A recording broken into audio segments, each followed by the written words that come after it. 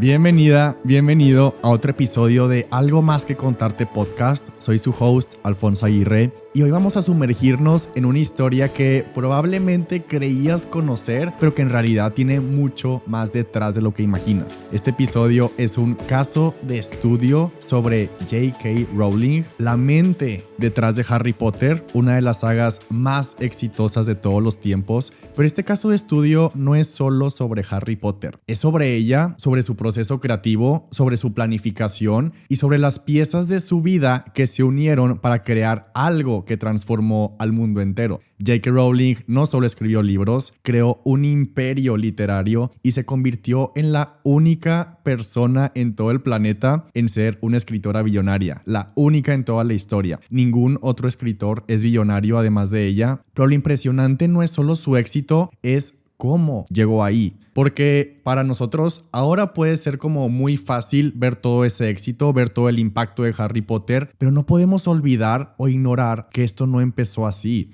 y que más bien todo empezó con una sola idea. En este caso de estudio vamos a explorar cómo funciona su creatividad, cómo planificó toda su saga antes de escribir la primera página, y se trata de ver qué podemos aprender de su disciplina, de su enfoque y de su resiliencia. Porque detrás de cada hechizo, detrás de cada tren, detrás de cada castillo en sus libros hay una historia real llena de muchas lecciones creativas y lecciones personales que pueden cambiar la manera en la que tú ves tu propio proceso. Los casos de estudio son una de mis herramientas favoritas porque son una herramienta para comparar nuestros propios procesos, pero sobre todo para poder identificar lo que podría estar bloqueando nuestro avance, para poder descubrir esos puntos ciegos y descubrir nuevas maneras de desbloquearlos. Nos ayudan a obtener una perspectiva diferente y aprender cómo convertir nuestras ideas en resultados o cómo superar los obstáculos. Sobre todo, quiero que en este caso de estudio veamos de dónde saca sus ideas, cómo planea cada libro y cómo hace crecer cada idea. Y de eso se trata este caso de estudio, de analizar con estrategia, de desmenuzar su proceso creativo, sus decisiones y su planificación para que tú puedas detectar qué puedes aplicar. Y todo este caso de estudio comienza exactamente cuando los papás de J.K. Rowling se conocieron hace mucho tiempo en un tren. De hecho, se conocieron en la estación de trenes llamada King's Cross en Londres. De hecho, J.K. Rowling ha dicho que tiene una fascinación por los trenes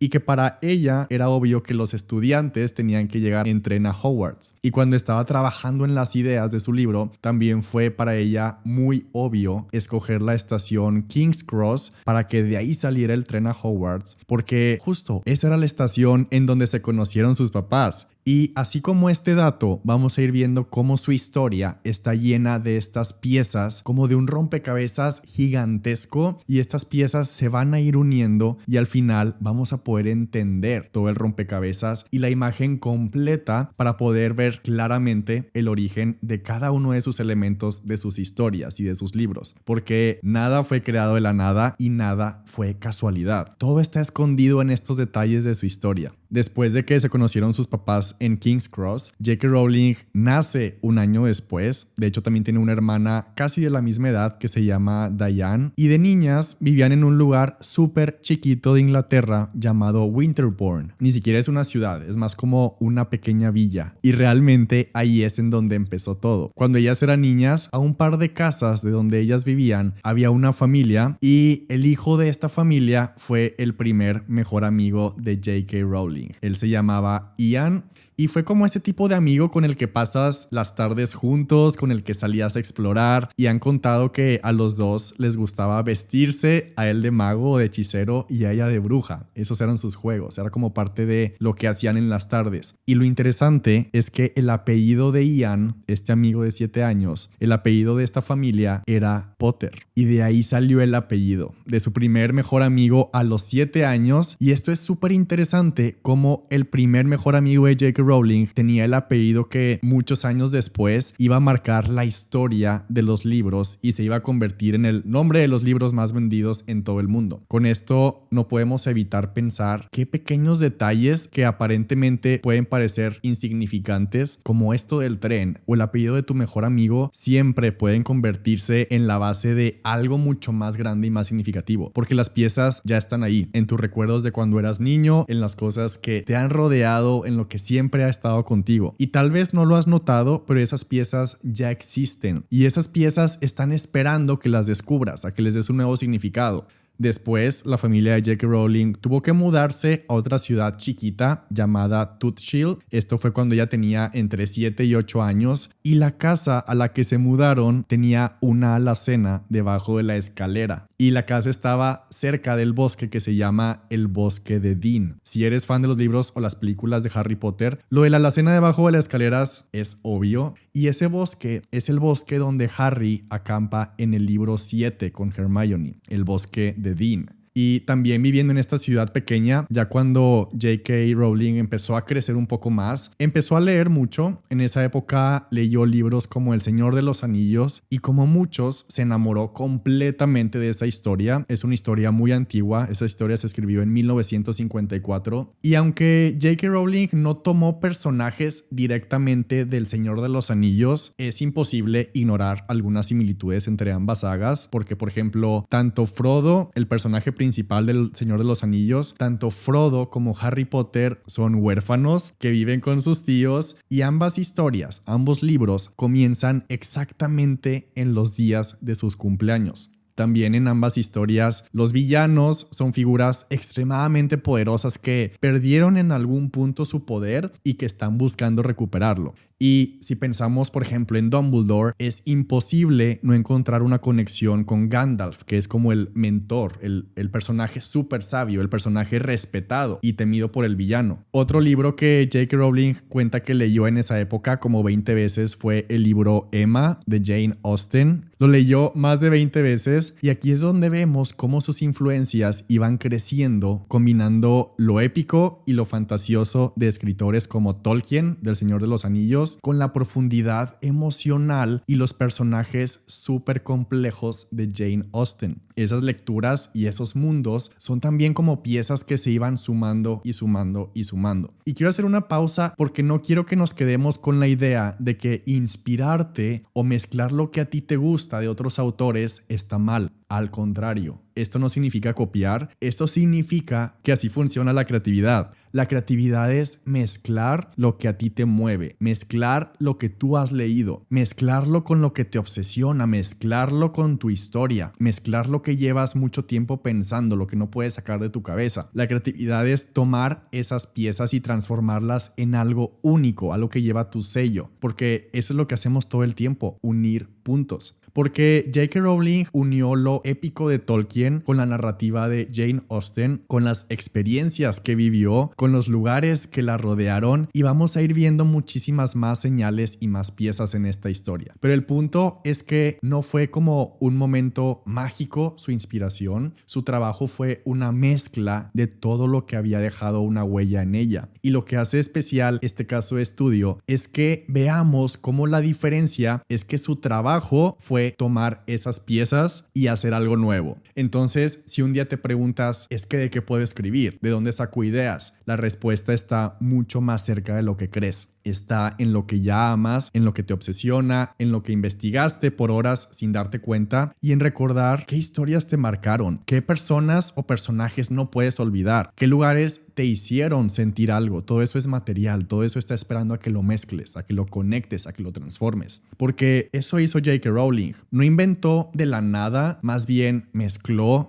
sus lecturas, sus intereses, sus recuerdos. Y lo mismo podemos hacer nosotros. Porque la creatividad no es un regalo exclusivo para las demás personas o un regalo exclusivo de alguien más, es simplemente tomar lo que ya tienes y verlo de una manera diferente. Y este caso de estudio se trata de que nos preguntemos ¿qué podría hacer yo con lo que ya tengo?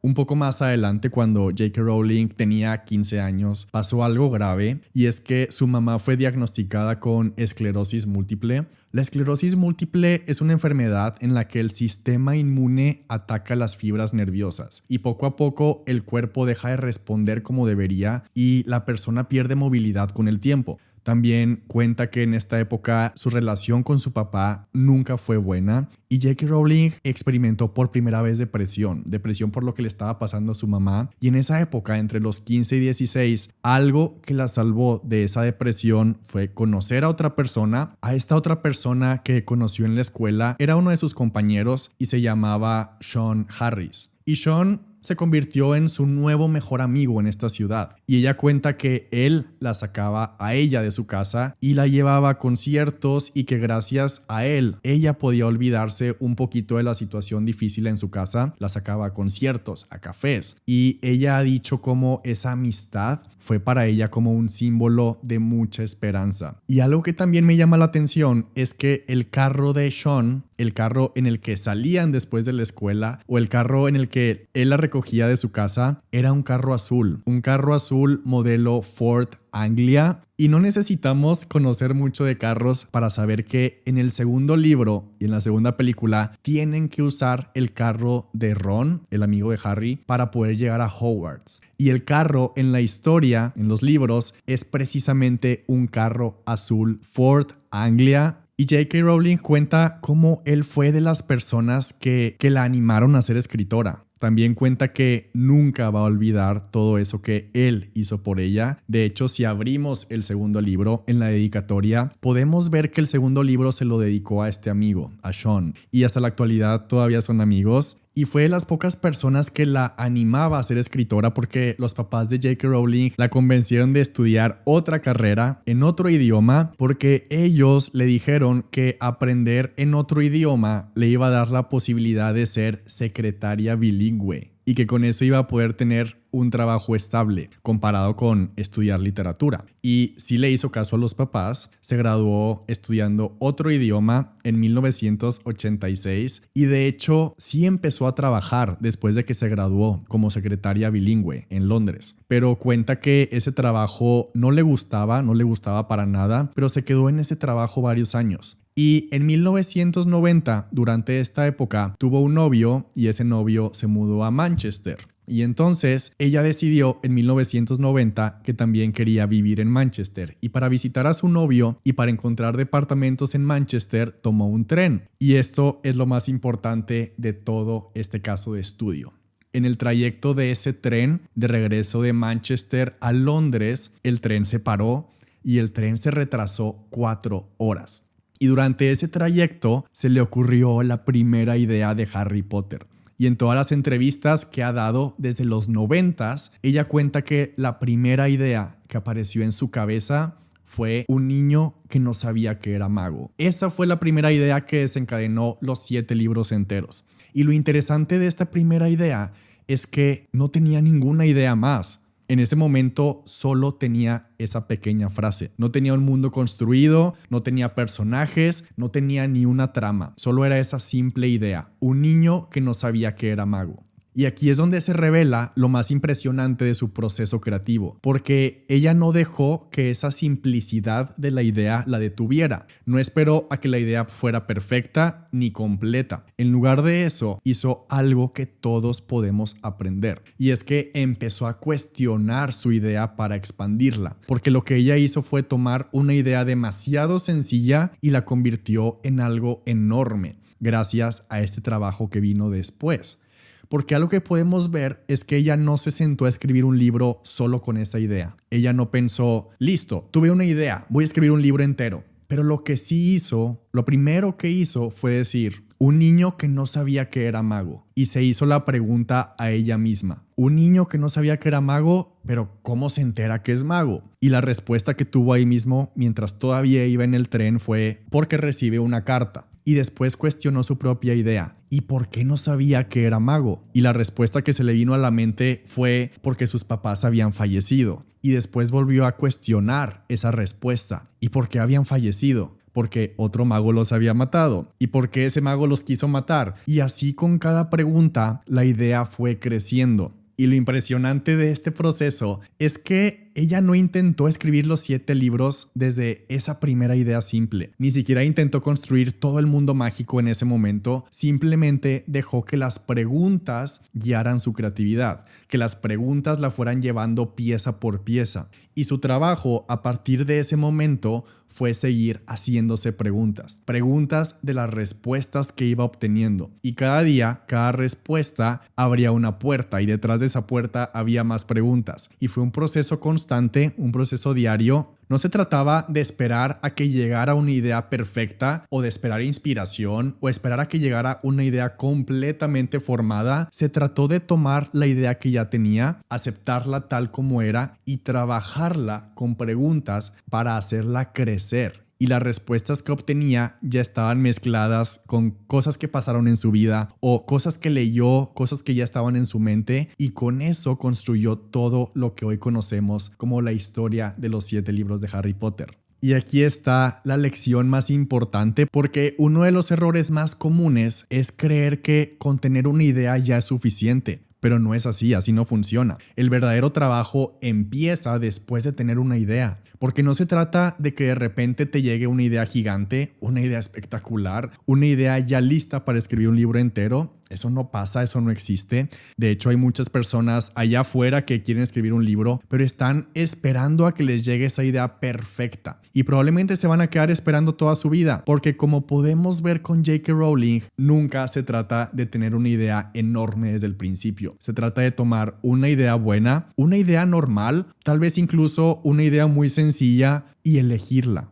Y decidir que esa idea va a ser la idea con la que vas a trabajar, aunque sea una idea chiquita. Pero decidir crecerla con preguntas, porque una idea pequeña que parece mala puede convertirse en algo gigante si hacemos este proceso, pero si no la trabajas nunca vamos a poder saber lo que podría haber sido esa idea, porque muchas veces creemos que si esa idea no parece increíble y si no parece espectacular, entonces no vale la pena. Pero ahora sabemos que eso no es cierto y ahora podemos ver que lo que importa no es qué tan grande o qué tan perfecta sea tu idea al principio, sino qué haces con ella después. Y muchas de las ideas que ya has tenido antes pueden crecer si haces esto. Porque tal vez ya hay algo enorme y gigante y súper exitoso escondido en una idea chiquita que ya has tenido antes. Así que si sientes que has tenido o tienes una idea de libro, pero esa idea se ve pequeña o se ve insignificante, no la descartes. Si hay una idea que de cierta manera ahí sigue en tu cabeza porque sabes que ahí hay algo que explorar, se trata de tomar esa idea y construir sobre eso poco a poco. Porque así es como las ideas normales se transforman en historias extraordinarias, como J.K. Rowling, que tomó una idea aceptable, una idea sencilla y a través de este método de preguntas dejó que creciera. Y ese fue su verdadero proceso. De hecho, saliendo de este tren, se siguió haciendo preguntas y ahí empezó oficialmente la saga de Harry Potter. Y cuenta que nunca se había sentido tan emocionada, cuenta que escribía todo el tiempo y se hacía preguntas para seguir descubriendo toda esta historia. De hecho, para este episodio desarrollamos un descargable con las notas y puntos más importantes del proceso creativo de J.K. Rowling para que puedas profundizar y aplicar estos aprendizajes. Te recomiendo imprimirlas, estudiarlas y tomarte el tiempo de subrayar con marcatextos las frases o conceptos que tú quieras implementar y que puedan hacer una diferencia en lo que tú haces. Sobre todo para poder convertirlo en acciones, porque tener estas notas a la vista es como tener una guía para integrar los principios de esta historia y de este caso de estudio en tu propia vida y en tu propio proceso creativo. Para estas notas también recopilamos materiales únicos que no encuentras fácilmente, como la planeación y organización que J.K. Rowling utiliza, una hoja completamente escrita a mano de su primer libro, también un capítulo que está tachado que nunca usó y la primera carta que envió a su agente literario para ver si aceptaba representarla. También incluimos bocetos y dibujos que ella hizo a mano de cómo ella se imaginaba a sus personajes mientras los escribía, y todo este material es como otra mirada mucho más cercana y mucho más íntima al proceso creativo de J.K. Rowling, y es el detrás de cámara cámaras de este éxito. Y en estos materiales vemos esos detalles con mucha precisión. Para obtener estas notas del episodio es súper fácil, son gratuitas. El link para descargarlas está en la descripción del episodio. Entonces te recomiendo ir a descargarlas mientras sigues escuchando esto. Algo que siempre me ha impresionado es la manera en la que precisamente J.K. Rowling planea sus historias y cómo planea sus libros. Y no hablo solo de planear como un paso previo, sino como la base que sostiene todo. Porque para ella la planeación no es algo opcional, es el mapa completo. Ella no empieza a escribir si no tiene la planeación terminada y es uno de los secretos más importantes del éxito detrás de su saga. De hecho, antes de escribir el primer libro, ella ya había escrito el último capítulo del libro 7, porque menciona que quería saber a dónde iba a dirigir la historia entera. Y esa es la única razón por la que se tardó tanto escribiendo el primer libro, porque antes de ponerse a escribir, estuvo planeando, no escribiendo, planeando lo que pasaría en cada libro. En las notas del episodio que puedes descargar, puedes encontrar las imágenes de sus cuadros de planeación. Hay 2 imágenes en específico que son mis favoritas. Son las tablas de planeación del libro 4. Esa imagen me encanta. De hecho, la estudié por mucho tiempo y no importa si no conoces la historia del libro 4, en esta imagen puedes ver muy claramente cómo en una sola tabla, en una sola hoja, ella puede ver visualmente qué pasa en cada capítulo del libro, en cada momento clave. Y todo se ve ahí ordenado, todo se ve pensado y planeado. En la primera columna de la tabla está el número del capítulo. En la segunda columna tiene el mes, es decir, el mes del año. Esta tabla empieza en agosto. En la tercera columna está el título del capítulo y la cuarta columna dice plot, que ahí describe en una oración qué pasa en el capítulo. Y a partir de ahí siguen 6 columnas más y todo esto está en una sola hoja en la que cada columna son partes de la historia que sucedían como al mismo tiempo y entonces esta hoja le servía para poder recordar de manera visual qué pasa con todos los personajes y todas las tramas en cada capítulo. Y aquí podemos ver perfectamente cómo ella lleva a cabo su proceso de planeación. En una entrevista, de hecho en 2024, le preguntaron si seguía disfrutando del proceso de planeación de un libro como antes y contestó: me encanta absolutamente, amo el proceso de planeación, y respondió que sí, que esa es la manera en la que ella se siente más feliz y dijo que cuando está planeando le gusta divagar y hacerse preguntas y cuestionar cada idea, pero cuando se sienta a escribir le gusta saber lo que está haciendo. Le gusta saber a dónde se está dirigiendo, así lo dijo. Y es que muchas personas cometen ese error de empezar a escribir sin una planeación, sin un outline.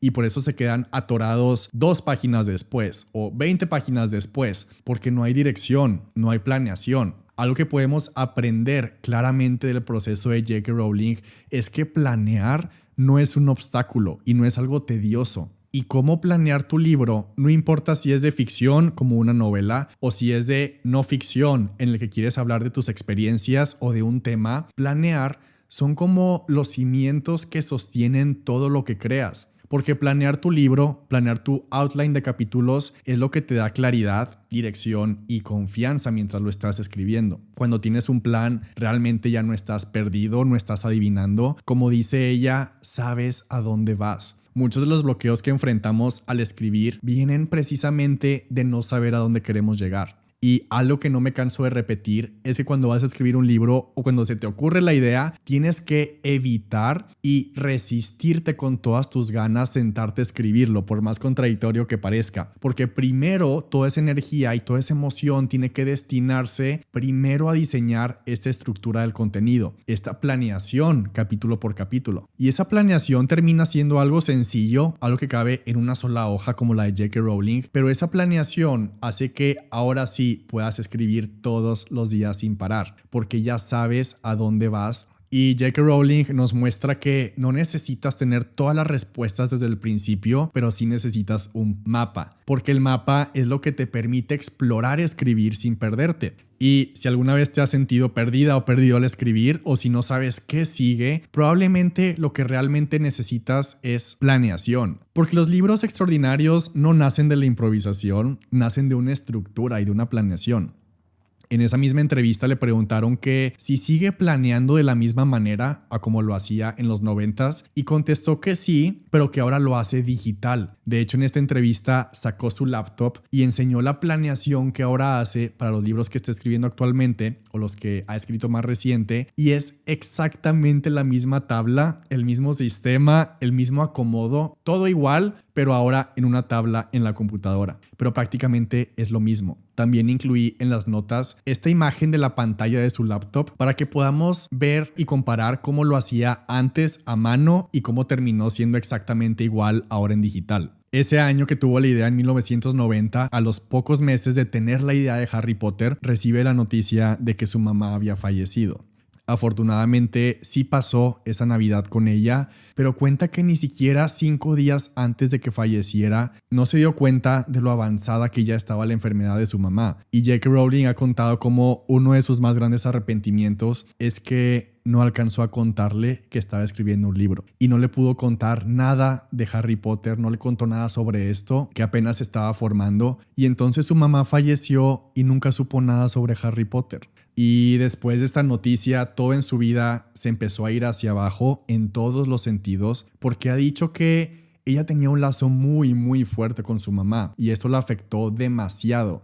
Y cuenta cómo haber pasado por esa situación hizo que la historia de Harry Potter se volviera aún más profunda, porque el hecho de que su mamá falleciera hizo que la mamá de Harry Potter, Lily, tuviera aún más impacto y más profundidad y mucha más importancia en la historia. Y fue ahí donde surgió todo este mensaje de sus libros de que las personas que amamos y que mueren realmente nunca nos abandonan, porque la muerte de su mamá no solo marcó un antes y un después en su vida personal, también cambió por completo el corazón de todo lo que estaba escribiendo, porque ahora podemos ver por qué es tan importante el papel de la mamá de Harry Potter y podemos ver por qué la mamá de Harry es la que se sacrificó por él y cómo ese amor, el amor de su mamá, fue el que lo protegió incluso después de la muerte, porque tenía ese escudo protector que dejó el amor de su mamá. Y eso es lo que hace que esta saga conecte tan profundamente con millones de personas, porque no solo es magia, no solo son hechizos, al final es un libro de amistad, es un libro de amor,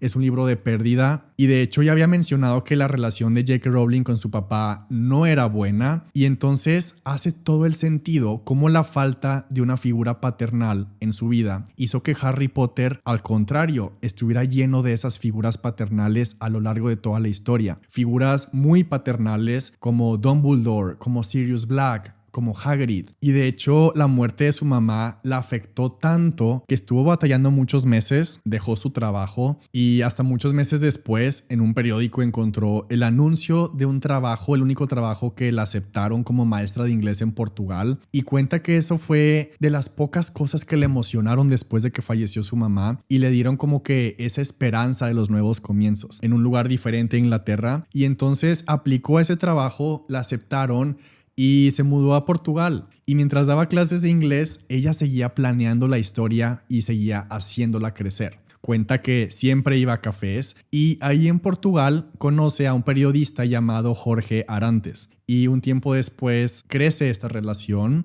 y se casan, pero realmente este matrimonio no estaba funcionando. Cuenta que él usaba y gastaba el dinero que ella ganaba como maestra de inglés para tratar de impulsar su propia carrera como periodista, porque él no tenía empleo y no tenía dinero. Y las amigas de J.K. Rowling ahí en Portugal siempre le recomendaban salir de esta relación porque era súper tóxica. Siempre se estaban peleando de manera muy intensa. Alrededor de un año después tuvieron a una hija que se llama Jessica, y al poco tiempo de que nació Jessica, las peleas empezaron a aumentar. Y llegó un punto en el que ya no eran peleas, ya era abuso físico. Hubo un momento en el que él la corrió de la casa y ella tuvo que hablar a la policía para poder recuperar a su hija Jessica. Y después de recuperarla, ahí entendió ahora sí que ese matrimonio ya había acabado. y después de esos sucesos se regresó con Jessica a Reino Unido y a partir de aquí se desenvuelve una serie de sucesos y momentos que vamos a poder ver la conexión enorme, porque cuando regresa a Reino Unido llega directo a Edimburgo porque ahí vivía su hermana, Diane, y su hermana y su esposo dejaron que J.K. Rowling se quedara ahí un par de días y J.K. Rowling tuvo que aplicar para un apoyo del gobierno para poder mantenerse y poder mantener a su hija. Entonces el gobierno de Reino Unido tenía este apoyo para personas desempleadas y para personas sin casa y empezó a recibir este apoyo económico mensual, pero realmente no alcanzaba el dinero. De hecho, su amigo Sean, el de la escuela, el amigo que tenía el carro azul Ford Anglia,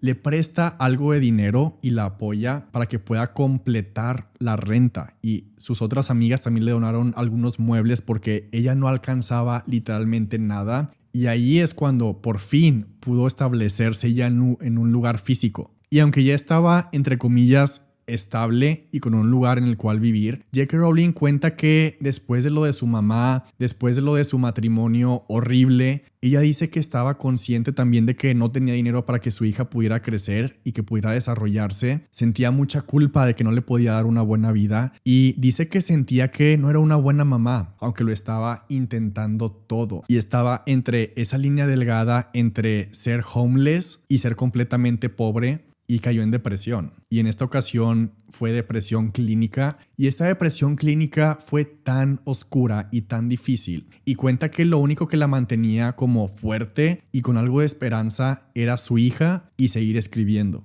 De hecho, esta depresión tan fuerte la inspiró a crear los Dementores. Los Dementores son estas criaturas que drenan la paz y que absorben la esperanza de las personas. Literalmente absorben cada buena sensación y te sacan y te quitan cada buena memoria que te queda. Y esta depresión fue lo que hizo que pudiera describir a los Dementores también, porque pasó por esa experiencia de sentir todo sin color, todo frío, con la imposibilidad de creer que te puede ir bien de nuevo. Y como no tenía dinero, tenía que escribir en este departamento porque aunque le encantaba ir a cafés en Edimburgo, cuenta que la corrían de los cafés porque solo podía pedir una taza de café americano. Y ella se sentaba a escribir por horas, pero no tenía dinero, no podía comprar una segunda taza y entonces los cafés la sacaban. Para su suerte, su cuñado, el esposo de Diane, su hermana, abre un café que se llama Nicholson's Café, ahí en Edimburgo, y a partir de ahí sí podía pedir una sola taza y quedarse horas y horas escribiendo. Y cuenta que para poder escribir primero tenía que pasear a Jessica en la carreola para que se quedara dormida, y cuando Jessica ya se quedaba dormida, ahora sí seguía escribiendo. En esta época ella escribía todo a mano. Algo demasiado importante que podemos ver aquí es que este café, Nicholson's Café, está casi a un lado, está como a 2 locales de un cementerio y está a cuadras de diferentes castillos. Y ha contado que salía a pasear, salía a caminar con Jessica para despejarse y para tener ideas, o para que Jessica se quedara dormida. Y en ese cementerio, que es pequeño, que es como un cementerio abierto al público, hay lápidas que tienen nombres como Tom Riddle, o incluso el apellido McGonagall está en una de esas lápidas. De hecho, en 2016 visité esta ciudad, visité Edimburgo, y obviamente fui al café Nicholson's y también visité ese cementerio. Prácticamente en Edimburgo sientes que estás dentro de la película o dentro de los libros de Harry Potter. Y cuando estaba ahí también pude darme cuenta que uno de los castillos que está muy cercano al café hasta tiene 4 torres, igual que las 4 casas de Hogwarts. De hecho, muy cerca de ese café hay también una calle que está en diagonal y tiene tiendas como muy al estilo inglés, exactamente como el callejón Diagon, que era una calle en diagonal. Y toda la ciudad está decorada como con armaduras y con escudos. Y entonces es súper fácil entender de dónde viene toda su inspiración. Y algo muy importante que hay que notar aquí es que ella escribió sobre lo que conocía. Porque ese es el consejo que siempre nos dan a los escritores. Escribe sobre lo que conoces. Pero en la práctica no se ve muy claro qué significa eso o cómo se puede aplicar. Y todo este caso de estudio es exactamente la muestra de cómo escribir sobre lo que conoces. Porque ahora que podemos ver toda su historia, podemos identificar cómo ella escribía literalmente sobre lo que ella experimentaba, sobre los recuerdos que tenía, sobre los lugares en los que vivió, nombres que recordaba, cómo tomaba los nombres de las lápidas de los cementerios por los que caminaba. O ella veía castillos a diario en Edimburgo, veía trenes, y ya veíamos cómo la depresión la convirtió en los dementores y cómo la falta de una figura paternal hizo que Harry Potter estuviera lleno de figuras paternales. Y todos esos detalles como el carro azul, el bosque y las historias que le gustaban, o el detalle como el apellido Potter, todo lo que he mencionado de su historia está reflejado en su escritura. Y eso es escribir sobre lo que conoces. Y todo esto nos lleva a una conclusión tan clara y poderosa, porque no se trata de sentarte a crear algo desde cero. Ningún escritor lo hace. Se trata de voltear a ver tu vida, porque tu vida ya es un archivo gigante. Se trata de ver eso que ya tienes, ver las piezas que a ti te rodean y que han estado contigo todo este tiempo. Porque J.K. Rowling no inventó un mundo mágico de la nada. Lo construyó mezclando todo lo que ya conocía. Los trenes, la alacena, los castillos, sus amistades, el bosque, el carro, lo que veía en Edimburgo, su propio dolor, su propia depresión, sus pérdidas. Todo eso está en Harry Potter. Cada detalle de su vida se unió para darle forma a esa historia. Y eso es lo que hace que esta historia y esta saga sea tan poderosa y tan real. Porque no es solo magia, es literalmente su vida mezclada con su imaginación, transformada en algo único que solo ella podía mezclar. Y ese es un recordatorio de que lo que ya has vivido, todo lo que a ti te ha marcado, tanto lo bueno y lo malo, tiene un propósito si decides usarlo.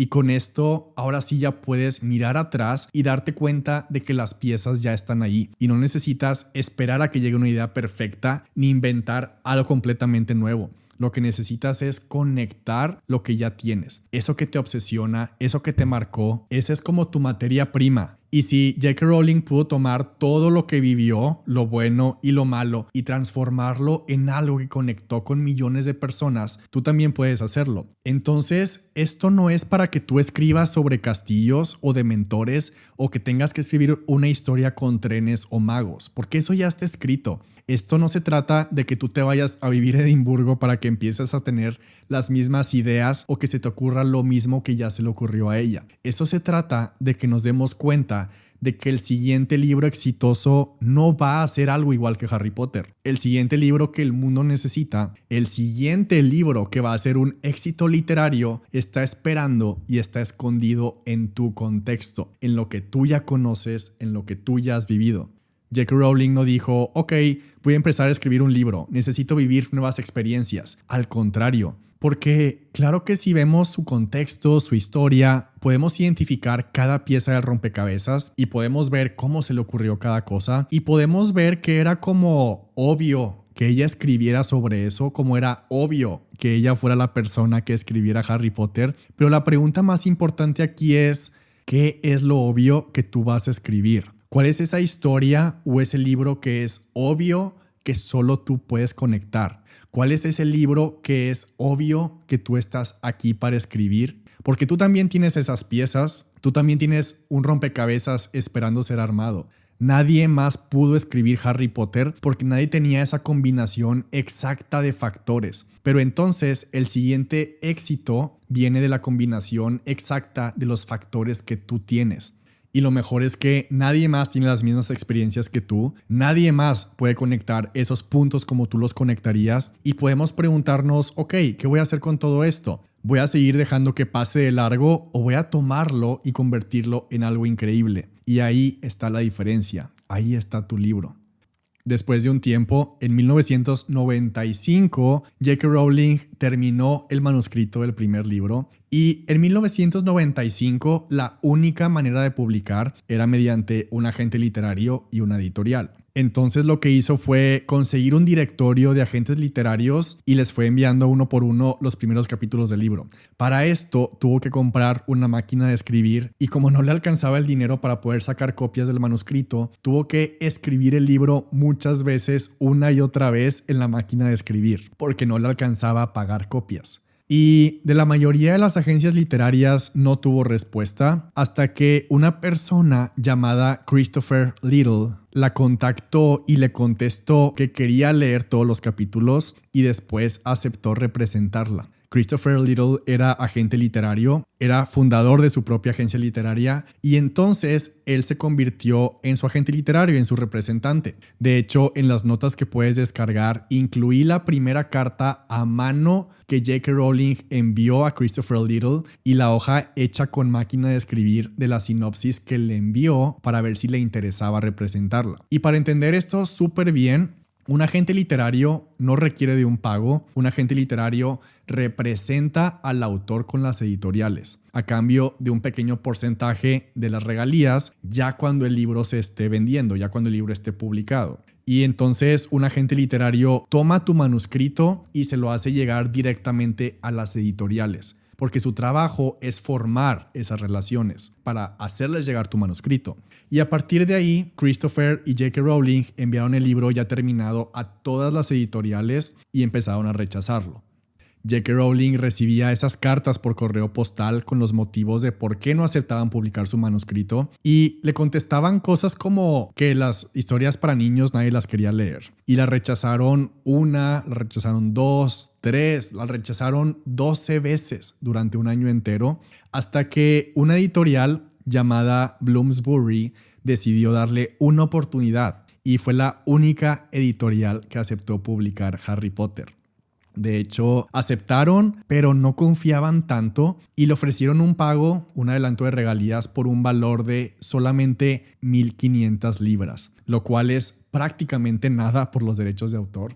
Y el tiraje de ejemplares, el tiraje de libros fue muy pequeño. La editorial solo tenía planes de imprimir y publicar 1,000 ejemplares, 1,000 libros, pero J.K. Rowling estaba por primera vez contenta. Estaba feliz de que su libro iba a ser publicado, feliz de que se iba a cumplir su sueño de ser escritora publicada. Y algo que probablemente ya no pasaría es que los editores de Bloomsbury le dijeron a J.K. Rowling, que en realidad su nombre es Joanne Rowling, que los niños no iban a querer comprar un libro escrito por una mujer. Entonces le dijeron y le pidieron más bien que tenía que utilizar sus iniciales para ocultar que era mujer. Entonces en la portada solamente iban a poner J. Rowling. Lo que ella les pidió fue agregar una letra extra. Agregó la letra K porque su abuela se llamaba Kathleen y quería hacerle como un homenaje. Y por eso ahora tenemos J.K. Rowling. Y finalmente, en junio de 1997, la editorial Bloomsbury publicó 1,000 copias del primer libro en Inglaterra. Y como era una autora desconocida y un libro nuevo, los primeros días y las primeras semanas, como era de esperarse, no generaron ventas. Realmente no pasó nada, ni noticias, ni nada. El libro se distribuyó a librerías, pero al poco tiempo empezaron a publicarse buenas reseñas y buenas reviews en periódicos y en revistas. En esta época, en 1997, realmente Internet no funcionaba como es ahora. No existían ni siquiera las redes sociales y esas buenas reseñas fueron como un primer empujón. Y aquí empieza una ola de crecimiento gigante y quiero que veamos cómo una cosa fue llevando a la otra. Y es que ese mismo año, en 1997, el libro ganó un premio llamado Nestlé Smarties Book Prize. Es de la empresa Nestlé y es uno de los premios literarios más importantes para libros infantiles en el Reino Unido. Y aquí podemos ver cómo este tipo de concursos y premios te dan visibilidad. Y lo interesante de este premio es que lo juzgan los niños, que eran precisamente el público de lectores al que J.K. Rowling quería llegar. Y ganar ese premio no solo le dio visibilidad, ese premio fue de 2,000 libras, lo cual para ella era una cantidad de dinero gigante, pero este premio también validó la conexión que su libro estaba logrando con sus lectores, porque como mencioné, los niños fueron los que votaron para este premio. Y para ese momento que ganó el premio, no nada más había vendido ya las primeras 1,000 copias que hizo la editorial. Para este momento que ganó el premio ya había vendido 30,000 copias en el Reino Unido. Y eso es un buen número. Y después de ganar ese premio, su agente literario también estaba haciendo su trabajo por su parte. Y del otro lado del mundo, una editorial llamada Scholastic, que es una de las más populares en Estados Unidos, hizo una oferta por los derechos de autor, una oferta para poder publicar el libro en Estados Unidos, y le ofreció a J.K. Rowling $100,000 por los derechos de autor. Esto fue un cambio enorme. J.K. Rowling antes de esto muy apenas podía cubrir sus gastos, y este contrato de $100,000 fue como un sueño hecho realidad. Menciona que cuando recibió esa oferta pensó, soy millonaria. Y en esa época, en el 97-98, cuando la editorial Scholastic anunció que iban a publicar el libro, la noticia explotó y los medios más importantes empezaron a cubrir la noticia, y eso impulsó todavía más las ventas del libro. Y en 1998, un año después, Warner Bros., al ver la popularidad que estaba generando el libro, hizo una oferta para comprar los derechos de autor cinematográficos solo de las primeras 2 historias. Y no ofrecieron 1,000 libras como la editorial al principio, no ofrecieron solo 2,000 libras como el premio que ganó, no ofrecieron $100,000 como la editorial Scholastic.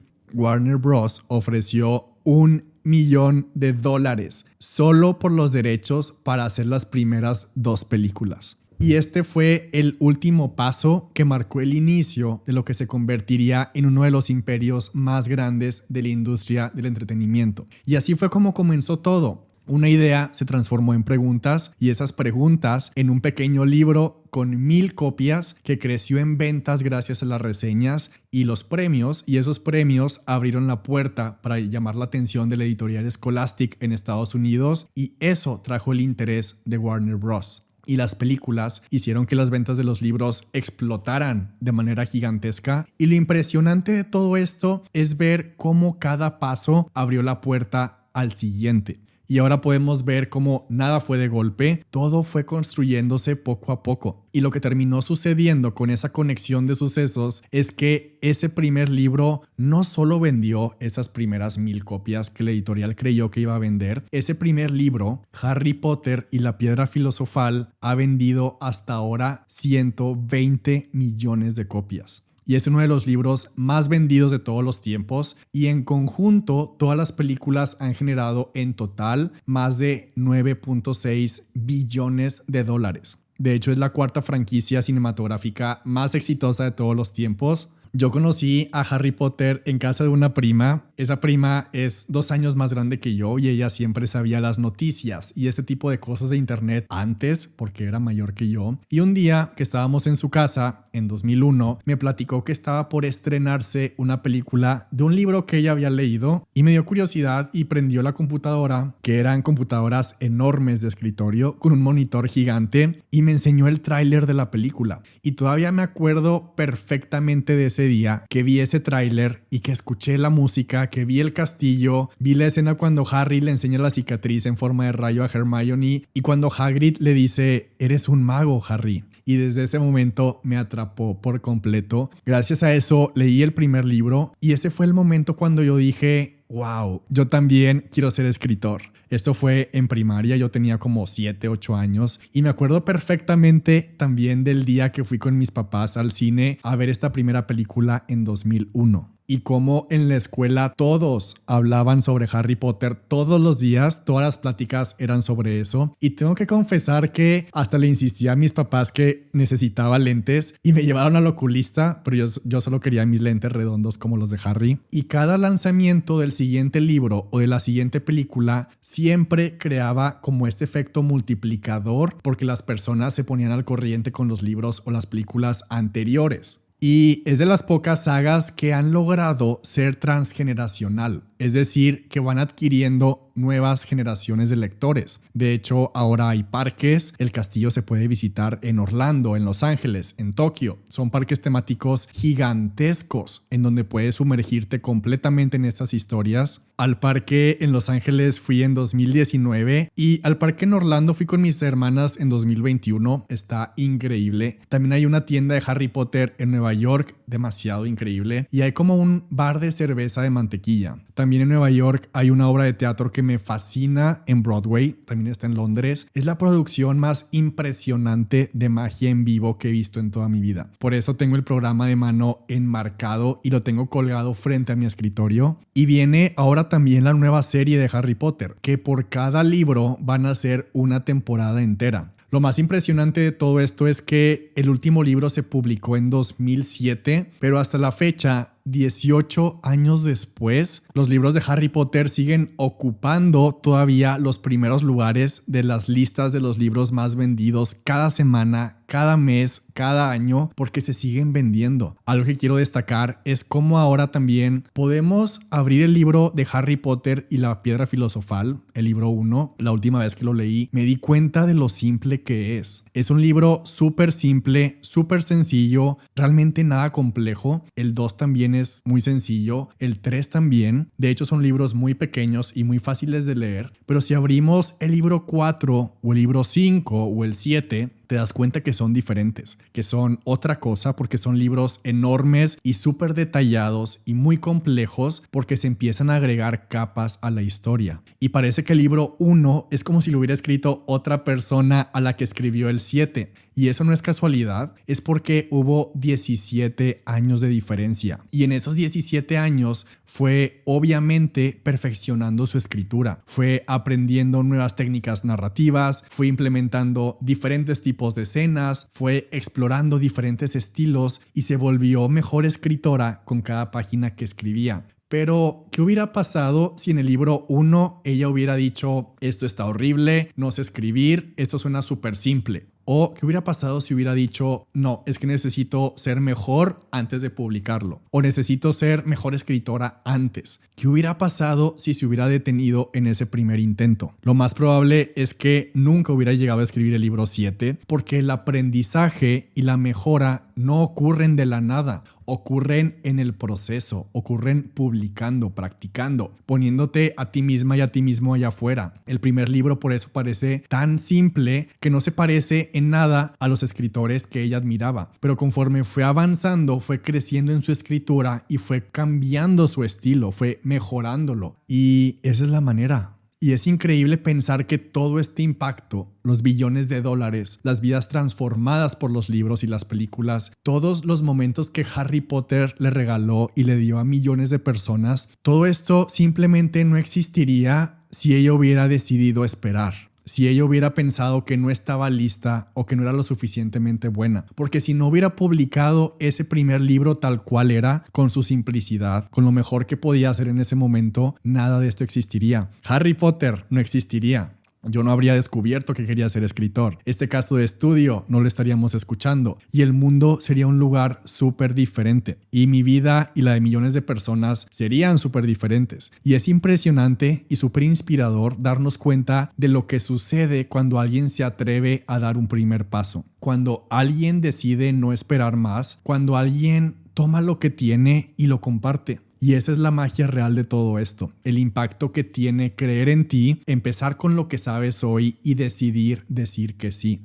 Porque si nos quedamos esperando a que tu trabajo sea perfecto antes de compartirlo, o si te quedas esperando que tu libro 1 suene como tu libro 7, nunca vas a llegar a ser quien quieres ser. Porque no puedes mejorar en la teoría, no puedes mejorar sin práctica. Solo puedes mejorar publicando, creando, aprendiendo sobre la marcha. Aprendes en cada libro, aprendes en cada trabajo que terminas. Cada trabajo que terminas te acerca más a la versión que quieres ser. Pero tienes que dar ese primer paso aunque no se sienta perfecto.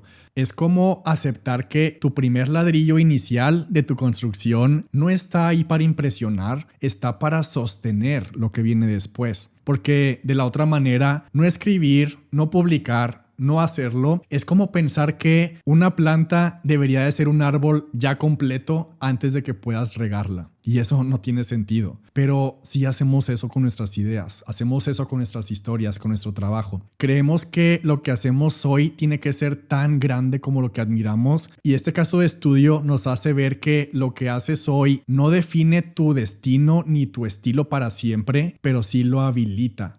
porque si J.K. Rowling no hubiera publicado el primer libro, nunca habría llegado al séptimo. Y el primero no tenía que ser perfecto, solo tenía que existir. Por eso, hecho es mejor que perfecto, porque cada vez que esperas a que algo sea perfecto antes de compartirlo, estás condenando a tu mejor versión a no existir.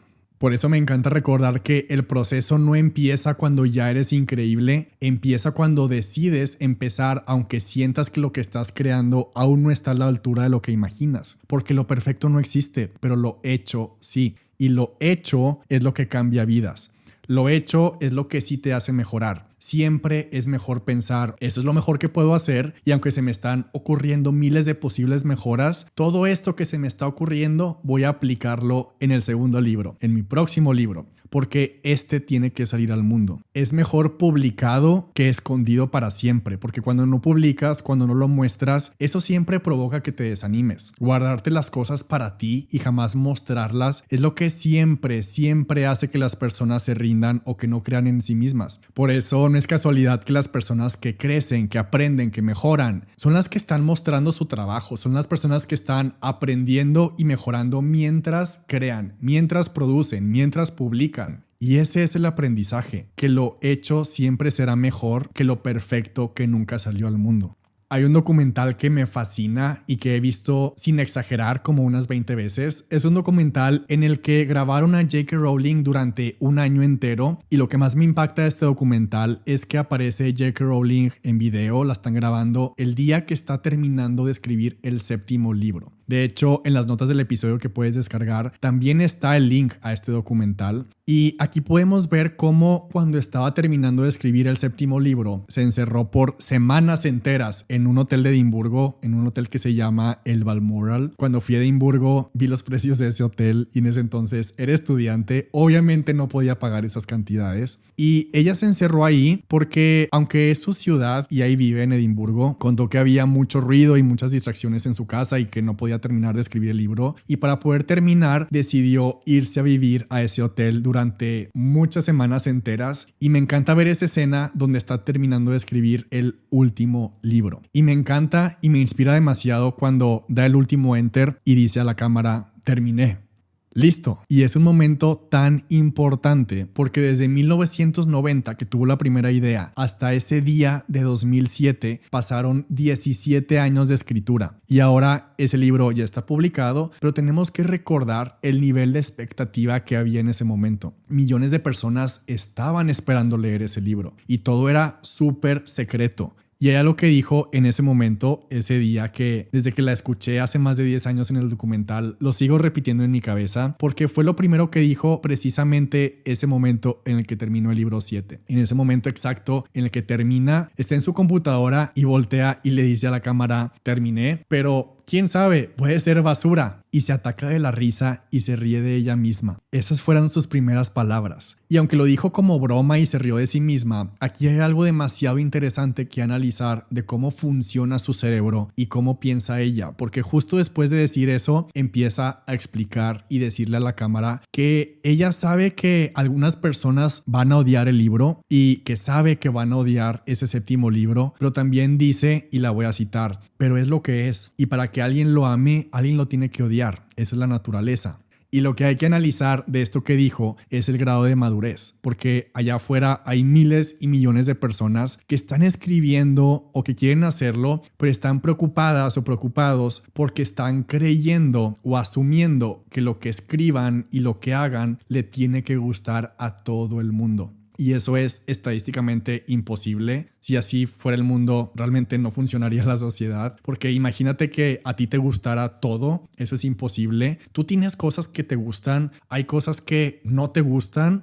Y ella lo tenía en mente. Justo en ese momento en que terminó de escribir la última palabra, también comentó que no estaba segura de si iba a cumplir las expectativas de muchos de los lectores o muchos de los fans, pero dijo que ella estaba muy contenta con cómo había quedado y que a ella le gustaba y que por eso ella estaba contenta y era lo único que importaba. Y entonces ahí está la clave. J.K. Rowling no solo terminó un proyecto que le tomó 17 años de su vida, sino que entendió algo que muchos de nosotros pasamos años en entender y aceptar, y es que no puedes controlar cómo los demás van a recibir tu trabajo.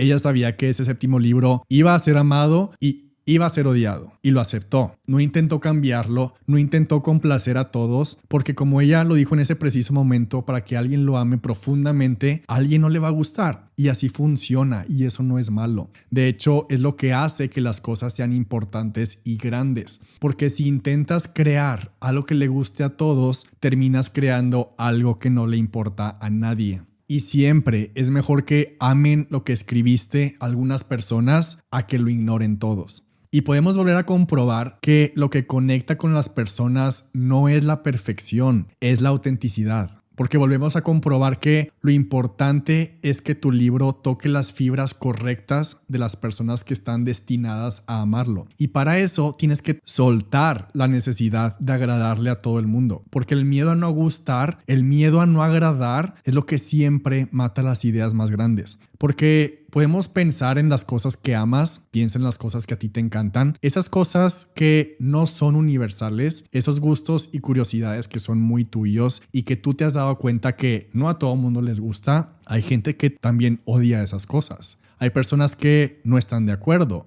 Hay personas que ni siquiera saben o conocen eso que a ti te gusta y que eso existe. Y eso no les quita el valor. Al contrario, el valor de eso que a ti te gusta está en lo que significa para ti y en lo que significa para las personas que sí conectan con esos gustos. Y lo mismo pasa con lo que tú escribes y con lo que tú creas. Si haces algo que de verdad importa, no va a ser para todos. Y eso está bien. No estás aquí para gustarle a todo el mundo, estás aquí para crear algo que a ti te gusta y estás aquí para encontrar a las personas correctas, las personas que van a leer lo que escribas y que van a sentir que les hablas directamente a ellas. De hecho, en 2024, en una entrevista, J.K. Rowling platicó de cómo ahora, con las redes sociales, los lectores de libros o los fans de algunas sagas creen que son como los dueños de las historias y que se sienten con la autoridad de opinar qué es lo bueno y qué es lo malo y que tiene que pasar lo que ellos dicen que tiene que pasar en las historias. Y me encantó lo que dijo J.K. Rowling y la voy a citar. Personalmente, la verdad, no siento que le debo algo a alguien, excepto a la mejor historia que yo pueda hacer. Esa es mi obligación, producir la mejor historia que yo pueda. Así que podemos dejar de preocuparnos por los que no van a entenderte, puedes dejar de intentar cubrir todas las expectativas, porque en ese intento de agradarle a todo el mundo, tú pierdes. Y al final, eso es lo único que no puedes permitirte perder, no puedes perderte a ti. Entonces, haz lo que tengas que hacer, ríete de ti mismo, de ti misma si es necesario, recuérdate a ti misma o a ti mismo esta lección como J.K. Rowling se lo dijo a sí misma ese último día, pero escribe y termina lo que tienes que terminar confiando en que a las personas correctas les va a llegar, porque esa es la naturaleza. En ese mismo documental, después de terminar el libro, se queda un rato en ese cuarto de hotel y empieza a acomodar sus documentos de Word y se queda un rato configurando los números de páginas, se queda organizando sus archivos. De hecho, en la pantalla se ve que tenía un archivo de Word por cada capítulo del libro. Después llega un chofer y se sube al carro y se va a su casa y llega a su casa y se pone a imprimir todas esas hojas y se ve como algo súper normal, como muy casero el proceso, pero ese manuscrito que estaba imprimiendo ahí en su casa en una impresora normal era el manuscrito más valioso de toda la historia. Después de que lo imprimió, lo metió a un maletín con combinación y se fue a entregar el manuscrito en persona. Y se ve en el documental cómo llega al aeropuerto y se lo entrega a su agente literario. Esto fue enero de 2007 y su agente se lo entrega al editor y ahí empieza el proceso de revisar página por página. Y ese libro fue tratado con extremo secreto hasta el día de la publicación. De hecho, tuvieron contratos en cada país y era ilegal abrir la caja, era ilegal cortar la cinta de la caja de libros antes de la fecha de publicación. En términos legales, eso se llama como tener un embargo. Entonces, si una librería abría la caja, literalmente iba a ser demandado, porque la historia y el final se tenían que mantener secretos hasta el día de la publicación. Y durante todo ese año, las librerías de todo el mundo estuvieron planeando el lanzamiento a medianoche. Todos los medios hablaban sobre este libro. Ese mismo año, en 2007, 3 semanas antes de que se publicara el último libro, se estrenó la película 5, que fue un éxito, es La Orden del Fénix. Y en julio 2007 se publicó el último libro. Ella tuvo un evento increíble en el Museo de Historia Natural en Londres y exactamente a las 12 de la noche abrió el libro que solo ella tenía en sus manos en todo el mundo y ese minuto lo abrió y leyó el primer capítulo. Y mientras todo eso pasaba, las librerías de todo el mundo ahora sí pudieron romper el sello de las cajas y se lo empezaron a dar a los lectores que estuvieron haciendo fila por días. De hecho, hasta la fecha, ningún otro libro ha superado el récord de ventas de 24 horas de su último libro. Harry Potter y las Reliquias de la Muerte vendió 11 millones de copias solo en esas primeras 24 horas de lanzamiento en 2007. Y había mencionado que el primer libro ha vendido 120 millones de copias. Hasta el día de hoy, la saga entera, los 7 libros en todos los idiomas, han vendido en total 500 millones de libros en todo el mundo. Y eso es impresionante.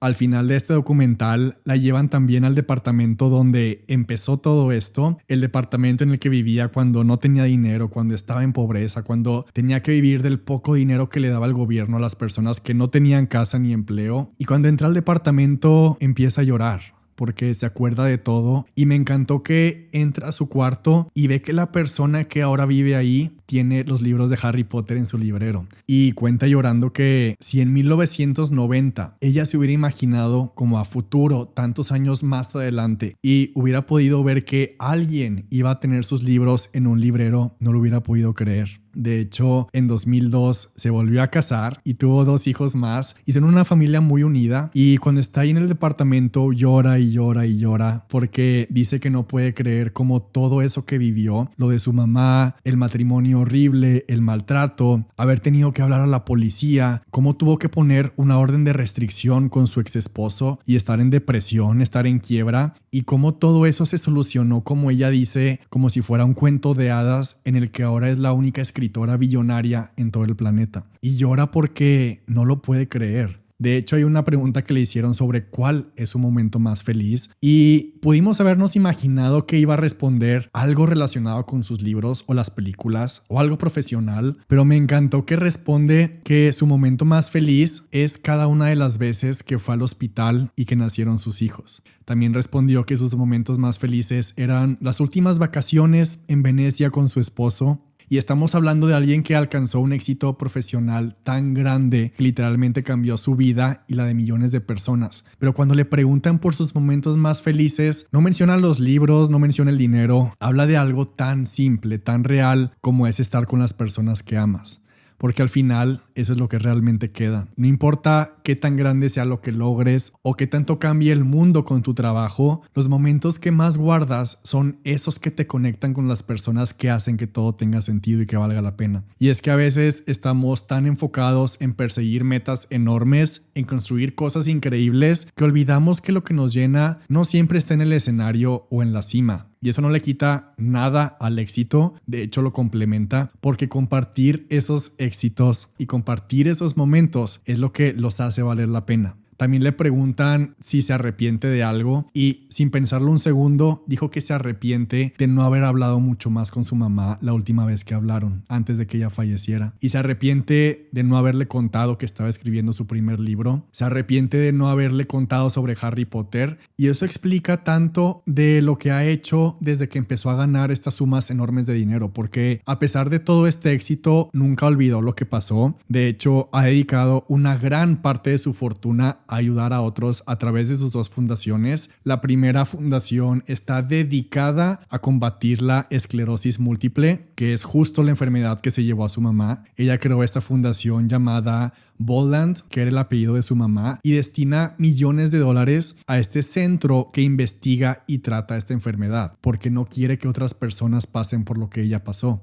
Y su segunda fundación se llama Lumos, igual que el hechizo que genera luz en los libros de Harry Potter. Y lo que hace esta fundación, Lumos, es que trabaja para sacar a los niños de los orfanatos, para encontrarles familias que los cuiden y para ayudar a los niños en pobreza extrema no sean separados de sus papás por falta de recursos y para poder darles una oportunidad de vivir una vida mejor. Y hay otras 2 respuestas que dio en una entrevista que resumen a la perfección todo este caso de estudio. En esta entrevista le preguntan si cree o no en la suerte. porque pasó de la pobreza extrema a ser escritora publicada y la única escritora billonaria, y respondió que tener la idea fue suerte, porque todo lo que siguió fue trabajo duro, dedicación, disciplina. Y la segunda pregunta que me llamó la atención fue: ¿qué te hace querer seguir adelante?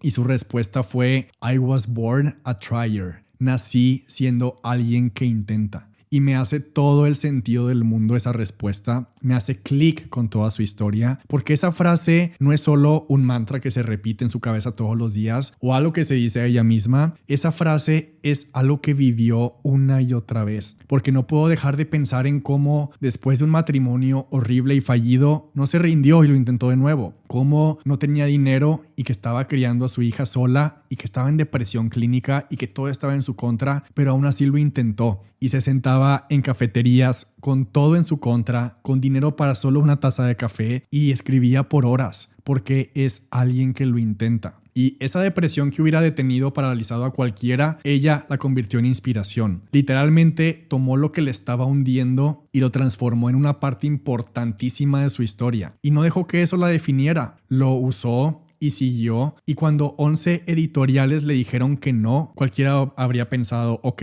tal vez no soy buena para esto, pero ella lo intentó de nuevo y siguió escribiendo el libro 2 mientras rechazaban el primero una y otra vez. Porque para alguien que nació siendo alguien que lo intenta, el no es un final. Es solo un obstáculo, y entonces no solo intentó una vez y ya, intentó en los días malos, intentó cuando nadie creía en ella, intentó cuando ni siquiera ella estaba segura de que lo lograría, y eso es lo que la hizo llegar hasta donde llegó, porque no fue la suerte, no fue el talento, porque pudo haberlo escrito y pudo haberse rendido y no volver a enviarlo, y ahí se hubiera quedado guardado para siempre y no hubiera pasado nada de lo que pasó en el mundo. Pero esa capacidad de intentar una y otra vez, incluso cuando parecía que no tenía sentido seguir, fue la pieza importante y clave, porque si no intentas, el no ya está garantizado. Si no te sientas a escribir, ese libro que tienes en la cabeza nunca va a existir. Por eso no necesitas escribir el libro entero en un día, solo necesitas planear y empezar. Y luego intentarlo de nuevo al día siguiente y de nuevo, porque al final eso es lo que hace la diferencia, quién lo intenta. Para muchas personas podría ser fácil pensar que para escribir un libro necesitas el momento y las condiciones ideales, tiempo libre, tranquilidad, dinero suficiente para no preocuparte para nada más, pero si algo nos enseña este caso de estudio es que esas condiciones son un lujo, no una necesidad, porque ella no tenía una vida perfecta, al contrario.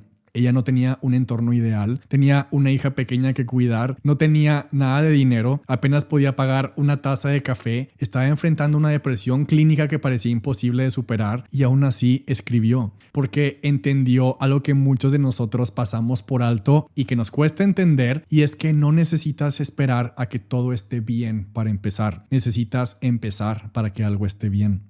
Realmente, cuando J.K. Rowling escribía en cafeterías con su hija dormida en la carriola, no estaba pensando en millones de dólares o en cambiar el mundo. Ella solo estaba pensando en avanzar una página más, un capítulo más. Estaba construyendo algo sin saber todavía cuánto valor iba a tener o si alguien lo iba a querer publicar. Y aquí es donde muchos nos quedamos paralizados. Queremos verlo todo resuelto desde antes, desde el principio, pero ella no lo sabía y tomó lo que tenía y trabajó con eso día con día. Y aquí está la pregunta más importante, y es: ¿qué puedes hacer con lo que ya tienes? Porque tal vez hoy no tienes el dinero ahorrado con el que sueñas, tal vez no tienes una oficina o un espacio perfectamente decorado, o no tienes el tiempo perfecto, pero la pregunta es: ¿qué sí tienes? Porque eso es suficiente. Y cierro este caso de estudio con un fragmento del discurso que dio para los graduados de Harvard en 2008. No necesitamos magia para cambiar el mundo. Llevamos todo el poder que necesitamos dentro de nosotros mismos. Voy a dejar el link de Academia de Escritores en la descripción de este episodio. Academia de Escritores es un programa intensivo con el que te enseño a planear, escribir y publicar tu primer libro. En la academia pasamos 5 semanas juntos, estamos a días de comenzar. Los cupos son súper limitados, este programa es una vez al año. En la academia te voy a enseñar mi método de planeación de un libro, porque una planeación al momento de escribir un libro no es opcional, es la base que sostiene todo, es lo que le da dirección a tu escritura cada día y eso es lo que evita que te quedes atrapada o atrapado a la mitad del proceso. Es un error muy grande empezar a escribir un libro sin una planeación y sin un outline de capítulos, porque sin una estructura clara es súper fácil quedarse perdida o perdido improvisando o sintiendo que algo no encaja. Pero cuando planeas, ahora sí tienes un mapa y sabes a dónde vas en cada capítulo. Lo importante es que te despiertes cada día y que puedas ver tu planeación y saber exactamente qué tienes que escribir cada día. Este método de planeación te ayuda a visualizar tu libro desde el principio para que tengas cómo guiar tu creatividad. También dentro de la academia voy a mostrarte cómo fue ese proceso en mis 2 libros y mi nueva novela. Realmente mostramos todo el proceso detrás de cámaras y no solamente el proceso de planeación, también se trata de cómo encontrar tu rutina y el método de escritura con metas diarias. También quiero asegurarme que tengas todas las opciones de publicación bien analizadas y el paso a paso. Yo he publicado de todas las formas que se puede publicar, tanto en formato impreso o en audiolibro. De hecho, mi primer libro lo publiqué independiente, lo autopubliqué. Ahora estoy con Penguin Random House, que es la editorial más grande en todo el mundo, y mi objetivo es darte el paso a paso de cada uno. De hecho, Vero Flores, mi agente literaria, también tiene una clase dentro de la academia para entender qué está buscando el mercado editorial. Y a ver, yo sé que puede haber algo de miedo a no terminar, miedo a exponer tu trabajo, miedo a inscribirte y no saber qué hacer o por dónde empezar, y yo lo entiendo perfectamente. Realmente es un proceso. Yo tuve que hacer mucho trabajo interno. Pasaron 10 años desde que yo quería escribir un libro hasta el momento que realmente me senté a hacerlo, y la diferencia fue tener mi planeación, pero también el trabajo interno y las herramientas de trabajo personal que fui descubriendo poco a poco y acumulando. Y sé que sin ese trabajo interno, sin ese trabajo personal, no existirían mis primeros 2 libros, no existiría mi novela, no existiría nada de lo que estoy haciendo ahora. Y por eso es tan importante para mí darte esas herramientas de trabajo personal dentro de la academia. Para eso tenemos también una psicóloga adentro para irnos de manera profunda a estos procesos que tienen que ver con estos miedos, con tu autoconfianza, con tu autoestima y tu constancia, para trabajar todo eso desde adentro. Y también tenemos herramientas como Access Consciousness, journaling, tapping. Todo lo que a mí me ayudó también está aquí adentro. Y como pudimos ver en este caso de estudio, la creatividad no se trata de esperar inspiración. Por eso en la academia no solo te enseño paso a paso a escribir tu libro, te enseño a construir el hábito, la estructura y el proceso que necesitas para terminarlo. La academia entera es como un camino que te lleva de la página en blanco al libro terminado y al libro publicado. También sé que escribir un libro es una de esas cosas que a veces pueden sentirse enormes y solitarias, pero no tienen que serlo. De hecho, este año estoy súper emocionado porque la academia tiene una comunidad, la comunidad de escritores de la academia, la comunidad de mentes creativas que también están en el mismo camino que tú y en la misma sintonía que tú. Personas que también sueñan con ver su libro terminado y que entienden tus retos, que entienden tus dudas y que entienden tu emoción de crear algo desde cero. Y esta comunidad es como tener ese lugar donde te entienden y alguien te pregunta, oye, ¿cómo vas con tu capítulo? O donde compartes un avance y alguien dice, oye, eso suena súper bien. O imagina que después de un día difícil entras a la comunidad y compartes algo tan sencillo como, hoy logré escribir 2 párrafos. Y en lugar de sentirte solo, recibes mensajes como, qué increíble, ya quiero leer esos 2 párrafos. O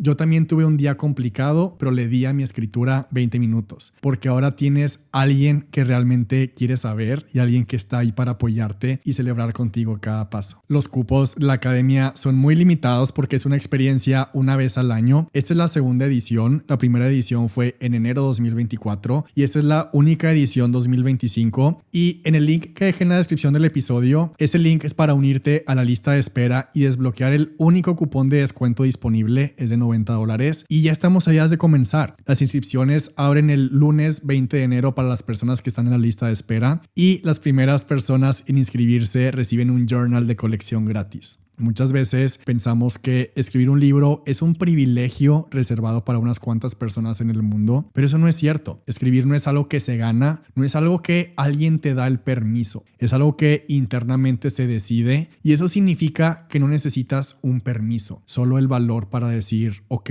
voy a hacerlo, voy a escribir un libro y obviamente habrá dudas. Porque en el proceso tal vez pienses que no eres lo suficientemente bueno o buena, o que no tienes el talento, o que lo que tienes que decir o que tu historia no importa. pero esas mismas dudas las tuvo cada escritor y cada escritora que hoy admiras. Y esto no se trata de competir con los grandes libros que admiras, esto se trata de empezar a escribir lo que solo tú puedes contar, los puntos que solo tú puedes conectar, porque esos libros que hoy te inspiran también empezaron siendo simples ideas, frases sueltas y tal vez hasta borradores llenos de tachaduras. Lo que va a pasar es que sí va a llegar ese día en el que vas a estar sosteniendo tu libro en las manos. Lo que va a pasar es que tal vez lo veas en el estante de una librería junto a los libros de tus autores favoritos. Lo que sí va a pasar es que alguien se va a acercar y alguien que ni siquiera conoces te va a decir: tu libro es mi favorito, tu libro me cambió la vida. O a lo mejor vas a entrar a un café y vas a ver tu libro en las manos de alguien más y ese momento no llega por casualidad. Esos momentos que no tienen precio son resultados de cada decisión que tomas y de cada palabra que escribes y de cada duda que superas. Porque podemos volver a preguntarnos qué hubiera pasado si J.K. Rowling no hubiera decidido escribir su libro. ¿Qué hubiera pasado si se hubiera dicho a ella misma que aún no era el momento, o que no tenía tiempo, o que estaba pasando por muchos momentos difíciles? Nada de este gran impacto hubiera sucedido. Y eso es lo increíble, que cuando escribimos un libro no solo cambia a las personas que lo leen, también transforma a quienes los escriben. Y con eso cerramos este caso de estudio. Imprime las notas. El link para descargar estas notas está en la descripción del episodio. También el link para escribir tu libro en la Academia de Escritores está en la descripción del episodio. Les mando un gran abrazo. Gracias por ser parte de Algo Más que Contarte podcast. Nos vemos en el siguiente episodio.